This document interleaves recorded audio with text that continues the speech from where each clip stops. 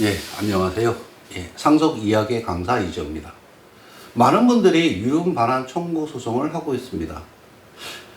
제가 처음에 유류분 반환 청구 소송 실무를 접했을 때가 2010년 7월입니다. 네, 그때 이제부터 현재까지 약 횟수로는 17년 동안 오로지 상속과 유류분 실무만을 하고 있습니다. 그 당시에 비해서 지금 유류분 사건이 많아졌습니다. 그러다 보니까 이제 과거에는 유류분이 지분을 주는 게 원칙이었는데 이번 민법 개정으로 돈으로 청구하는 게 원칙이 됐습니다. 이것이 유류분 소송하는 분들한테 어떤 영향을 미치는지 크게 두 가지로 나눠서 말씀을 드리도록 하겠습니다. 많은 분들이 이 부분을 생각을 못 하시고 계십니다. 가액 반환이 이제는 원칙이 됐습니다. 가액 반환은 어떻게 계산을 하냐면 지분이 있습니다. 먼저 지분 계산을 합니다. 내가 전체 재산에서 유류분 반환 대상인 재산이 있습니다. 거기서 내가 각 현금에서 얼마, 부동산에서 얼마를 받아오는 지분이 결정이 됩니다. 부동산이 10억인데 내가 그 부동산으로부터 받아올 돈이 유류분이 1억이라면 10분의 1의 지분이 나의 유류분 반환액이 됩니다. 자, 그러면 돈으로 계산합니다. 이거를 돈으로 반환을 받게 됩니다. 자, 여기에 1억이었습니다. 그러면 1억을 받느냐? 그렇지 않습니다. 돈으로 받을 때는 처음부터 돈으로 청구를 한 경우에는 이거를 이자를 붙게 되죠. 그러나 처음에 지분으로 갔다가 돈으로 받게 되면 이 돈은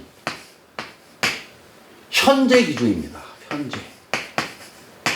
현재 기준으로 반환액을 결정합니다.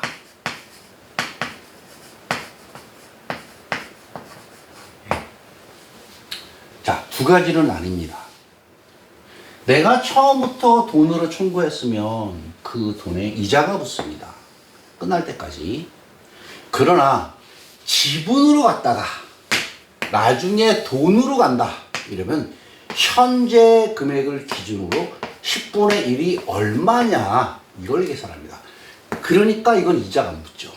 이때 이후로 이자가 붙습니다. 문제는 이거와 이거 끝나는 사이에 부동산이 폭등을 합니다. 그러면 이게 훨씬 이득입니다. 더구나 유류분 재판 같은 경우는 1년 반 정도가 걸립니다. 평균 길게는 더 걸리기도 합니다. 고등법원까지 간다 그러면 3년 정도를 잡으셔야 됩니다. 자, 최근 사례를 보겠습니다. 강남 부동산이 얼마나 올랐습니까? 강남 부동산이 만약에 유류분 반환 대상이라고 생각하면 이자를 붙이는 게 낫겠습니까? 5% 아니면 오른 값을 반영해서 받는 게 나한테 좋을까요? 이게 가액 반환입니다. 그렇기 때문에 부동산이 폭등할 시기에는 지분으로 갔다가 가액으로 가는 게 유리합니다. 그러나 그렇지 않으면 처음부터 돈으로 가는 게 유리하다. 이런 말씀을 드립니다. 이게 가액 반환. 유류분권자가 가액을 할 수도 있고 지분을 할 수도 있습니다. 선택할 수 있습니다. 그렇기 때문에 유류분권자가 어느 게 이익인지 계산해가지고 하시면 됩니다. 두 번째, 만약에 1심에서 끝났는데 2심을 갑니다. 1심에서 내가 이 돈이 결정이 됐습니다. 근데 2심에서 부동산이 더 올라버립니다. 그러면 한 번 더 감정할 수 있습니다. 왜냐하면 민법 판례에 사실심 변론 종결시라고 나옵니다. 그 기준으로 반환받을 금액을 정합니다.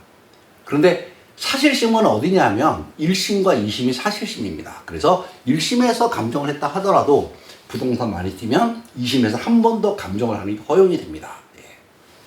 그래서 1심이든 2심이든 구분하지 말고 부동산 폭등기에는 감정을 2번도 할 수 있다. 이게 첫 번째입니다. 두 번째는 지금 강남에 보면 양쪽에 빌딩들이 엄청 많습니다. 근데 그 빌딩을 전부 대기업들이 갖고 있지는 않습니다. 중소기업들이 갖고 있지는 않습니다. 코스닥 상장사들이 모든 부동산을 갖고 있지는 않습니다. 때로는 가족법인, 비상장법인이 그 빌딩을 갖고 있는 경우가 있습니다. 자, 부동산, 그 법인이 있는데 부동산을 갖고 있는 모든 자산이 1,000억입니다. 그런데 주주를 보니까 큰형이 50%, 둘째 형이 30%, 셋째가 뭐 20%, 딸은 아무것도 없습니다. 딸이 유류분 소송합니다.